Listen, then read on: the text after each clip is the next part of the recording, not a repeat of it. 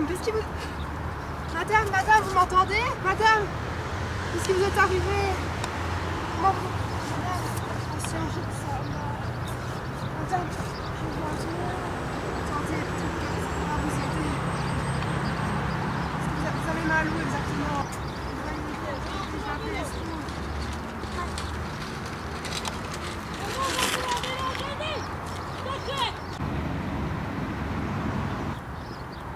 Allô, le 112?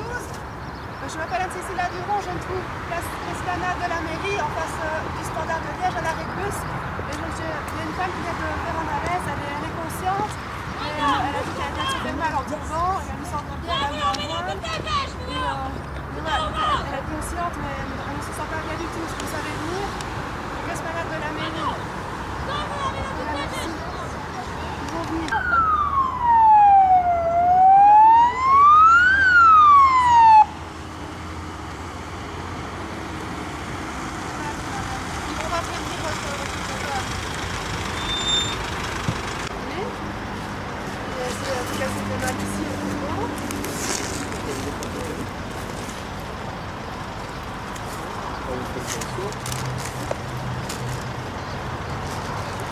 Vous sortez maintenant?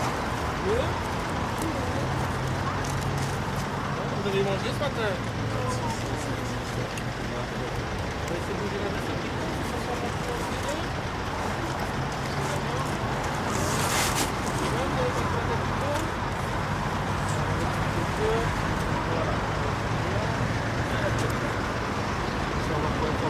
Vous avez les problèmes de santé connus?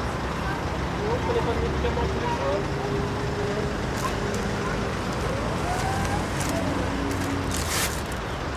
Vous avez mal quelque part? Oui, parfait.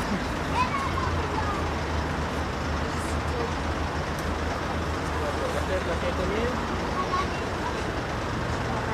Vous savez ce qui s'est passé? On va regarder tout ça.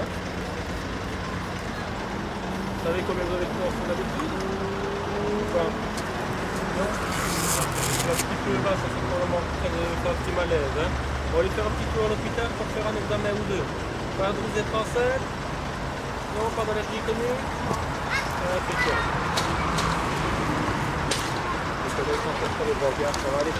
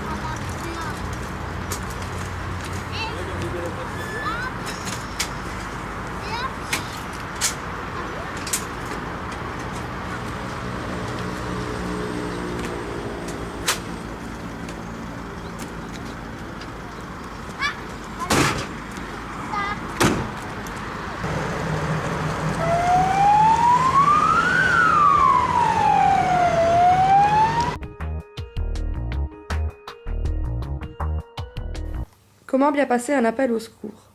Tout d'abord, connaître le numéro d'appel européen, qui est le 112. Donc, avec ce numéro de téléphone, 112, vous pouvez appeler les secours dans toute l'Europe. Ça, c'est déjà la première chose à savoir, que vous soyez en Espagne, en France, en Allemagne, peu importe, le numéro d'appel est le même. Ensuite, 3 informations à donner aux centralistes, qu'on peut résumer par 3 mots-clés: qui, quoi, où. Qui. Se présenter, ça peut être une chose de police. Si vous avez des compétences particulières, déjà suivi les cours de secourisme ou quoi, le signaler. Mais surtout définir le nombre de victimes, une ou plusieurs, et l'âge approximatif des victimes. On va parler de bébés, d'enfants, d'adolescents, d'adultes ou de personnes âgées. Ensuite, quoi? Décrire brièvement la situation, parce qu'en fonction de la situation qui va être décrite, les secours vont être différents. Soit une ambulance seule, soit une ambulance accompagnée de renforts médicalisés, un SMUR, soit le maillon intermédiaire, le PIT, à savoir une ambulance avec un infirmier spécialisé à bord, ou encore éventuellement envoyer en renfort la police ou les pompiers pour prêter main forte aux services médicaux. Et le où, préciser clairement la localisation où on se trouve, la rue, si on a le nom de la rue, le numéro, également l'étage, le numéro de porte où on se situe. Si on est sur l'autoroute, donner la bande kilométrique proche et le sens de circulation, c'est important. Que fait-on face à une personne qui fait un malaise?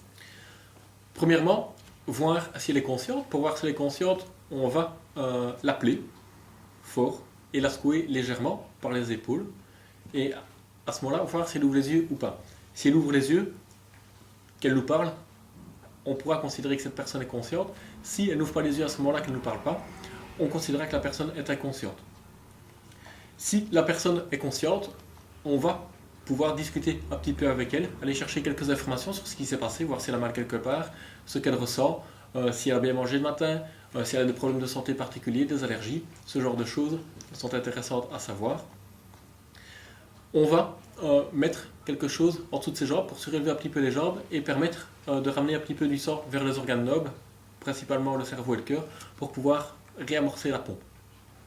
Ensuite, progressivement, on va aider la personne à se relever, donc reposer les jambes au sol, l'asseoir, voir si elle supporte, si la tête ne tourne pas trop, etc.